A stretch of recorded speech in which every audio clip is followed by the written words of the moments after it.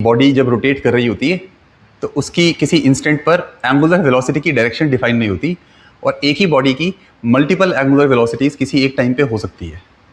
ऐसा कैसे है? तो भाई ऐसा बिल्कुल नहीं होता है, ये बिल्कुल गलत स्टेटमेंट है। एक बॉडी की किसी गिवन इंस्टेंट पर एक ही एंगुलर वेलोसिटी होती है, 2D हो चाहे 3D हो चाहे कॉम्प्लेक्स रोटेशन हो। अगर वो एक रिजिड बॉडी है तो उसके किसी भी गिवन इंस्टेंट पे भाई एक ही ओमेगा होती है, अलग नहीं होती। इट इज़ जस्ट लाइक, ऐसे इमेजिन करो कि अगर मैं आपको बोलूं कि एक बॉडी की ये वेलोसिटी v है? अब क्या आप सिर्फ वेलोसिटी को देख के ये बात कह दोगे कि इसकी एक्सेलरेशन किस तरफ है? व्हाट इज दैट भाई? अगर किसी बॉडी की वेलोसिटी v है, हो सकता है स्ट्रेट लाइन में चल रहा हो सकता है ये पैराबोला का टॉप पॉइंट हो प्रोजेक्टाइल मोशन में, हो सकता है ये सर्कुलर मोशन का टॉप पॉइंट हो। तो वेलोसिटी देख के आप एक्सेलरेशन बता दोगे? वो छोड़ो, मैं वेलोसिटी और एक्सेलरेशन दोनों की डायरेक्शन दे दूं आपको, क्या आप तब भी ये बात बता पाओगे इस पे कि इसका पाथ क्या है? बिल्कुल नहीं।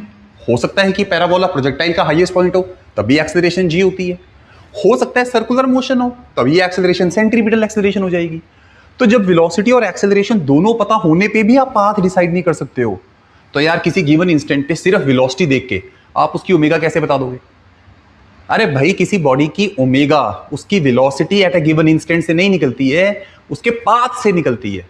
अब अगर मैं बोलूं कि बॉडी का पाथ प्रोजेक्टाइल है, तब आप फिर भी देख के बता पाओगे, वो भी अगर आपको नॉलेज होगी कि भाई ये वेलोसिटी है तो पक्का इसकी एक्सेलरेशन g नीचे की तरफ है और पाथ पैराबोला है। और वो पैराबोला क्यों है, ये कौन डिसाइड कर रहा है?